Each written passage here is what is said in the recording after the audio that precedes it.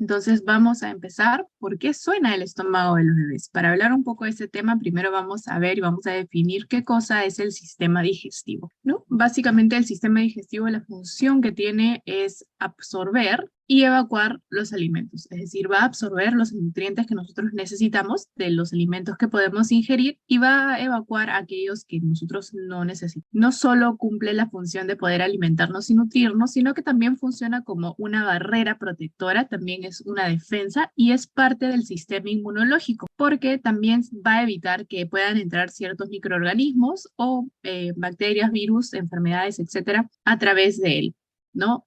También tiene un rol muy importante en cuanto a la regulación hormonal de todo nuestro organismo. El desarrollo del sistema digestivo va a empezar en la vida intrauterina, es decir, en la vida fetal, y va a continuar hasta alrededor de los 5 años, ¿no? Es en estos años que se va a desarrollar casi casi por completo, ¿no? Casi al 100%. Entonces, ¿cómo es el sistema digestivo de los recién nacidos? En realidad, cuando un bebé recién nace, este sistema todavía está en plena maduración. Y esto va a ir priorizando y va a ir madurando a medida que vaya creciendo, ¿no? Los bebés nacen, si es que han nacido a término, por lo general tienen un reflejo natural de poder succionar y pasar los alimentos, ¿no? Los bebés que son prematuros, que nacen por lo general antes de la semana 32, por lo general no tienen todavía este reflejo y se hace un poco más difícil la alimentación, ¿no? La succión también es aquella que va a promover la producción de la leche materna, es decir, mientras más rato nosotros tengamos al bebé succionando el pecho, más leche nosotros vamos a producir. Es dependiente de la succión, es decir, a más succión, más leche, a menos succión, menos leche, ¿no? Y todos estos actos, desde la succión hasta el defecar, son los que van a permitir que el sistema digestivo se pueda desarrollar de una manera adecuada. Entonces, en realidad el estómago, cuando se habla del desarrollo del estómago, hablamos de dos cosas. Uno, el tamaño, que se basa de acuerdo a las necesidades que tiene el bebé, esto va a ir aumentando de manera progresiva, y la microbiota, ¿no? La microbiota es la que juega un rol muy importante en cuanto a la absorción y a las defensas, es decir, al sistema inmune. Entonces, el tamaño de los bebés, nosotros tenemos que primero recordar que cuando los bebés nacen, el estómago es muy pequeño, ¿no? El primer día tiene una cantidad muy poquita, es decir, va a ser del tamaño de una cereza y en esta cereza van a entrar aproximadamente 5 a 7 mililitros. Entonces, estos días que a nosotros todavía no nos está saliendo mucha leche, solo nos están saliendo unas cuantas gotitas que son el calostro, son muy necesarias y son importantes, pero también es importante que nosotros comprendamos que estas pequeñas gotas o esta poca cantidad de leche que es poca a nuestros ojos, en realidad es suficiente para ellos, ¿no? El estómago va a ir creciendo conforme pasen los días. Al tercer día, por lo general, el estómago ya va a haber crecido al tamaño de una nuez, ¿no? Y por lo general, la producción de leche también suele aumentar al tercer día del nacimiento, ¿no? De ahí a los 7 días va a tener el tamaño de un durazno y hacia los 28 días va a tener el tamaño de un huevo, ¿no? A partir del día 10 se considera que ya la leche está madura, ¿no? En el día 3, cuando el estómago todavía es pequeño y es del tamaño de una nuez, está la famosa leche de transición, ¿no? Entonces, tener mucha paciencia con la lactancia y entender que nuestro cuerpo es sabio y nuestro cuerpo siempre va a saber producir la cantidad de leche que necesita nuestro bebé, siempre y cuando nosotros estimulemos. Si nosotros no estimulamos, es decir, no dejamos que el bebé succione, no vamos a poder producir tanta cantidad de leche. Y la microbiota, ¿no? La microbiota del estómago, como les decía,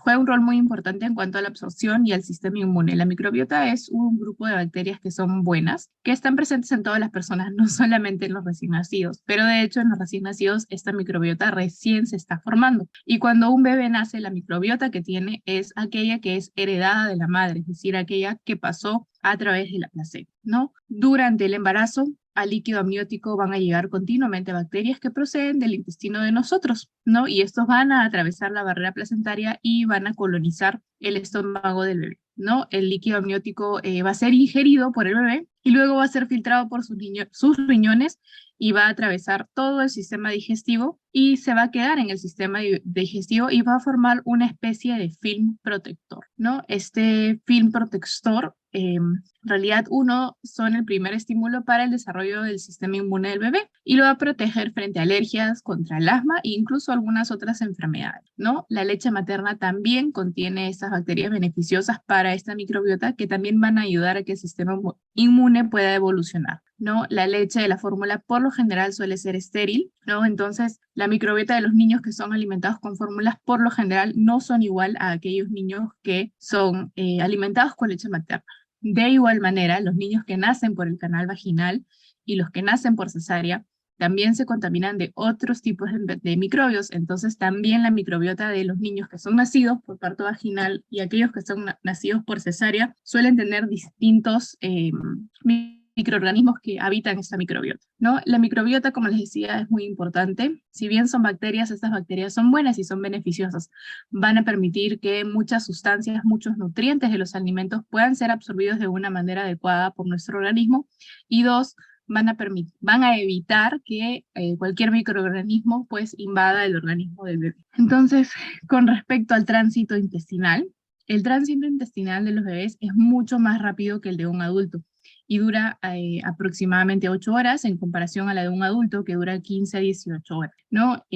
La razón es sencilla, básicamente tiene que ver con la longitud del intestino de los bebés es mucho más pequeña que el de un adulto, ¿no? Por lo general, al inicio los bebés empiezan a realizar deposiciones después de cada toma, es decir, cada vez que ellos lactan o toman fórmula, por lo general suelen hacer deposición, es decir, si lactan 8 a 10 veces al día, se espera también que puedan hacer deposiciones esta cantidad de veces, ¿no? Conforme ellos vayan creciendo y vayan madurando más su sistema digestivo, esto va a ir disminuyendo, ¿no? Más adelante vamos a ahondar un poco más en este tema. Entonces, ¿qué son los ruidos del sistema digestivo? En realidad, estos ruidos son súper comunes y son, por lo general, naturales, ¿no? Y casi nunca tienen por qué ser algo negativo. Es cierto que en algunas ocasiones estos ruidos puedan estar relacionados a algún problema, pero la mayoría de las veces no va a ser, ¿no?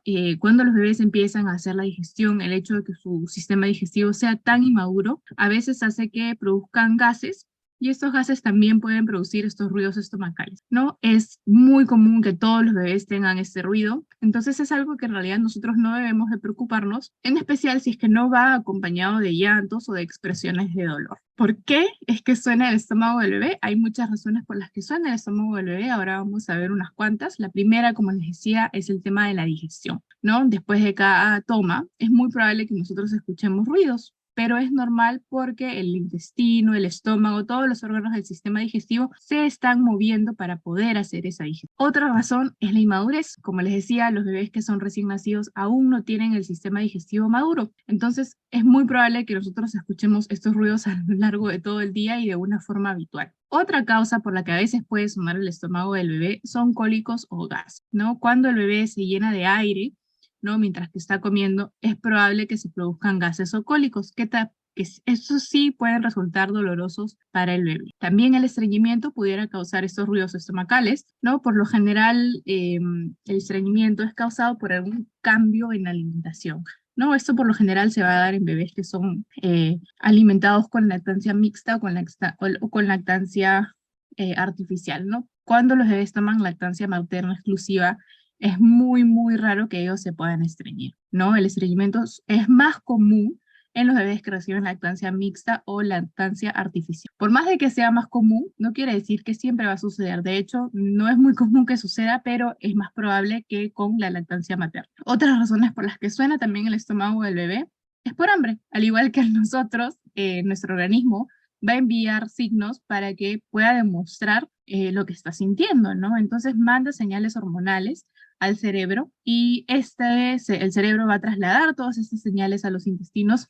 para reclamar, por así decirlo, el alimento, el hecho de que tienen hambre, y es cuando estos intestinos van a sonar, ¿no? Y se va a escuchar el famoso gruñido en los intestinos. Otra causa por la cual a veces también pudieran sonar las barriguitas de los bebés, la cual es menos común, pero también puede suceder, es la intolerancia alimentaria. Si bien la intolerancia alimentaria es muy rara, si es que fuera una intolerancia alimentaria, no solamente habrían ruidos, sino que también habrían otros síntomas que nos van a alentar a nosotros como papás de que pudiera haber algún problema con nuestro bebé. En caso de las infecciones víricas o bacterianas, ya sean causadas por virus o bacterias, también pueden causar ruidos estomacales, ¿no? En este caso, los ruidos son causados por una indigestión. Cualquier virus, cualquier bacteria puede causar estos síntomas, pero en estos casos, estos ruidos vienen acompañados de otros síntomas: vómitos, diarrea, dolor abdominal, fiebre, irritabilidad de los bebés, no se pueden calmar por nada del mundo. Entonces, cuando nosotros vemos alguno de esos síntomas, es muy importante que acudamos de manera inmediata de donde un pediatra para que el bebé pueda ser evaluado, pueda recibir un diagnóstico y un tratamiento adecuado. Entonces, ¿cuándo es que estos ruidos estomacales son peligrosos? Como les decía, en realidad, más del 99% de los casos van a ser producidos por razones naturales, por razones fisiológicas, y estos van a ir desapareciendo a medida que el bebé vaya creciendo. Como les decía, si es que estos ruidos están acompañados de otros síntomas como el llanto excesivo que no calma por nada del mundo, la diarrea, el vómito, el estreñimiento, la fiebre, ¿no? Estos son los signos que nosotros tenemos que tener la capacidad de poder discernir. Si nosotros vemos alguno de estos síntomas, es muy importante que acudamos donde un pediatra para que lo pueda evaluar. También esta pregunta suelen hacerla bastante, ¿no? Doctora, la barriguita del bebé suena como si es que tuviera agua, ¿no? Qué raro, ¿por qué suena así? Esto tampoco nos debe preocupar y también es algo completamente normal. Esto ocurre cuando el intestino está hueco, es decir, está vacío, y los elementos empiezan a descender por él. Entonces, este cambio de los intestinos, de que estén vacíos a empezar a recibir alimento, produce este ruido de como si es que hubiera agua adentro, lo cual también es completamente normal y de hecho también ocurre en nosotros como adultos. Entonces, vamos a hablar de los cólicos, que en realidad son una de las causas más frecuentes de los ruidos intestinales. La más frecuente es la digestión normal y la segunda más frecuente es la inmadurez del sistema digestivo, ¿no? De ahí tenemos en algunos casos que estos ruidos se pudieran producir por cólicos. Entonces vamos a hablar un poquito de este tema de los cólicos que nos genera en realidad un montón de preocupación y un montón de dudas a nosotros como papás, ¿no? Los cólicos también son normales y en realidad no es algo que nos debe preocupar porque el bebé o la vida del bebé en realidad no está en peligro. Es algo completamente normal y es una respuesta a la inmadurez del sistema digestivo. Se acumulan gases a nivel intestinal de manera excesiva y esto es lo que produce los cólicos. Ocurre en 1 de cada 4 bebés y suelen desaparecer en promedio hacia los 3 a 4 meses de vida. Para que nosotros digamos que un bebé está sufriendo cólico de lactante, debe ocurrir por lo menos 3 días de la semana durante por lo menos 3 semanas. Si estos cólicos son esporádicos, ocurren una vez a la semana, 2 veces a la semana, no se considera cólico de lactante, ¿no? Entonces, tener en cuenta estos factores que tienen que ocurrir por lo menos 3 días de la semana, por lo menos por 3 semanas seguidas. Los bebés que tienen el cólico de lactante son bebés que son sanos, que no tienen ningún problema ni ninguna enfermedad de fondo y que no necesitan ningún tratamiento eh, invasivo o de alguna medicación que se tengan que dar de manera prolongada, ¿no? Los bebés que están con cólico tienen el reflejo de succión completamente normal, tienen un buen apetito,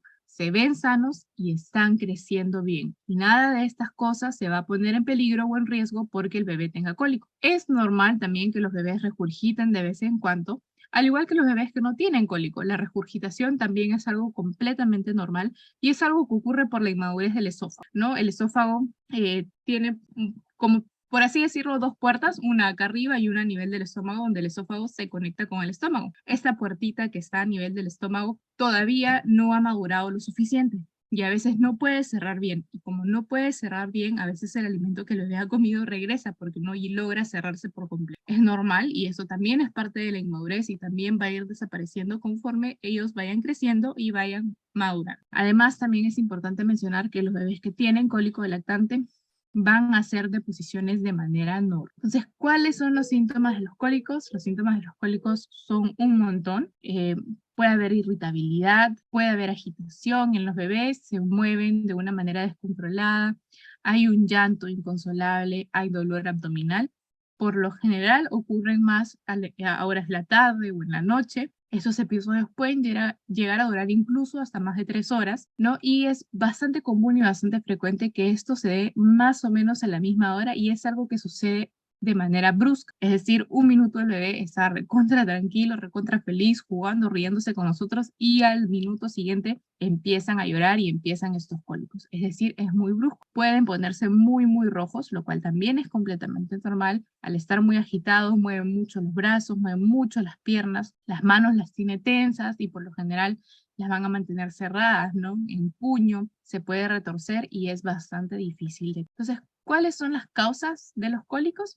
Hay muchas causas que nos traen cólicos. La más común en realidad es la inmadurez intestinal, es decir, que el cuerpo, el sistema digestivo de los bebés todavía no ha madurado por completo y esto es lo que con mayor probabilidad es lo que está causando ¿no? De ahí tenemos las proteínas de la leche de vaca, si es un bebé que está siendo alimentado con lactancia mixta, con lactancia artificial o con lactancia materna exclusiva, las proteínas de la leche de vaca pueden pasar, sí, a través de la leche materna, son muy grandes para que los bebés las puedan digerir. Y al ser tan grandes se quedan mucho tiempo en el estómago dando vueltas. Y esto hace que el cuerpo reaccione ante ellas y a veces puede generar cólico. De ahí también tenemos la intolerancia a la lactosa, la intolerancia a azúcares. Ojo, sí, la leche materna también contiene azúcar. El azúcar está presente de manera natural en casi todos los alimentos. Y la leche materna también contiene azúcar, pero es un azúcar natural. Hay algunas enfermedades metabólicas que son muy, muy raras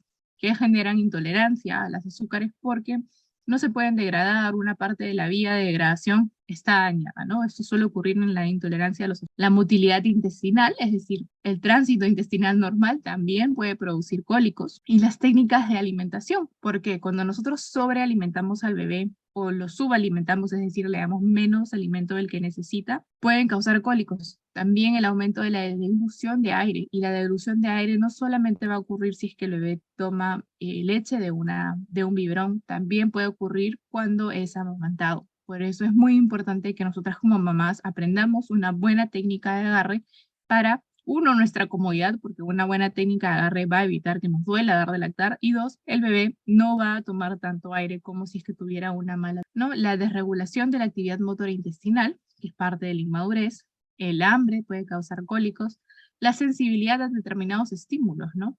Emociones fuertes como el miedo, la frustración, incluso la excitación, o sea, la felicidad excesiva puede también desencadenar cólicos. Entonces, ¿cómo debemos de nosotros actuar como papás cuando estos cólicos sucedan? En realidad, lo más importante es que tenemos que mantener la calma. Yo entiendo y comprendo y sé que es bastante difícil mantenernos calmados cuando vemos a nuestro bebé tan desesperado, ¿no? Pero si nosotros mantenemos la calma, vamos a poder actuar de una buena manera para poder ayudar, ¿no? Entonces, ¿qué es lo primero que tenemos que hacer? Estimular la relajación del bebé. ¿Y cómo nosotros estimulamos la relajación? Podemos darle un baño con agua tibia, podemos cantarles una canción, podemos mecerlo, podemos hacerle masajes abdominales, ¿no? Mantener al bebé boca abajo apoyado en la palma de la mano, como en esta imagen, es una posición que ayuda mucho a la liberación de los gases, ¿no? Permitir también que el bebé termine de alimentarse de una primera mama antes de ofrecerle la otra también es una manera de evitar que se den los gases. ¿Por qué? Porque la leche al final del vaciado es mucho más rica, o sea, en sabor, y es más calmante. Entonces, si es que nosotros le estamos cambiando de mama cada rato, no van a lograr terminar de tomar esa leche que sale al final, que es la que les va a dar esta sensación de estar relajados, ¿no? Envolver a los bebés en una manta, hacerlos como una oruguita, como un bollito, también los ayuda a ellos a sentirse abrazados y les da calma, ¿no? Le podemos dar también chupón a nuestro bebé. Muchos bebés se calman cuando les damos el chupón, otros no, algunos sí, ¿no? Podemos poner a nuestro bebé en un coche, podemos darle un paseo. Y por último, podemos utilizar la simeticona, el famoso Gasiovet. Se pueden utilizar estas gotas para ayudar a aliviar los gases en los bebés. Entonces, como les decía, si es que no hay un buen agarre en la lactancia materna, por lo general puede haber mucha succión de aire y eso puede generar los cólicos, ¿no? En cuanto al tema de los biberones, ese tema más sencillo. Hay muchos biberones en el mercado que son anticólicos, hay muchísimas marcas. Algunas marcas le asientan bien a algunos bebés, a otros no.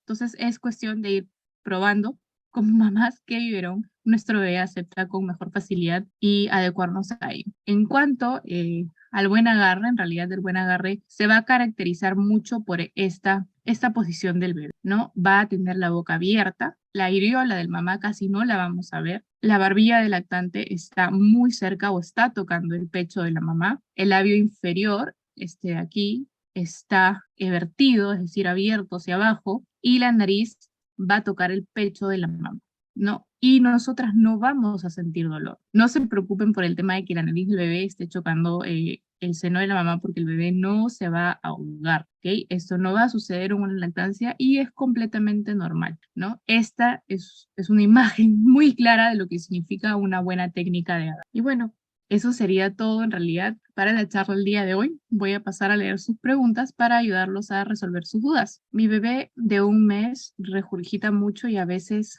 leche cortada. Soy lactancia materna exclusiva. Esta regurgitación en los bebés es completamente normal y suele ir desapareciendo hacia los 6 meses de edad y sí, efectivamente parece como leche cortada. Es completamente normal, no requiere un tratamiento y no es nada de qué preocuparnos. Esto ocurre porque el esófago de los bebés todavía es muy inmaduro. Entonces, a nivel superior y a nivel inferior, o sea, es decir, donde el esófago se conecta con el estómago, tiene, por así decirlo, una puerta. Esta puertita todavía no ha aprendido a cerrarse por completo. Entonces, como no se cierra por completo, todo ese alimento que llega al estómago puede regresar. Esto va a ir madurando y va a ir desapareciendo a medida que tu bebé vaya creciendo y por lo general suele desaparecer alrededor de los 6. Mi bebé tiene 2 semanas, puja y no hace sus necesidades, está con lactancia materna exclusiva, se pone colorado, me da penita cuando puja. Uno, el pujo es no. Los bebés pueden dejar de hacer deposiciones hasta 7 a 10 días y es considerado completamente normal y no es considerado un estreñimiento.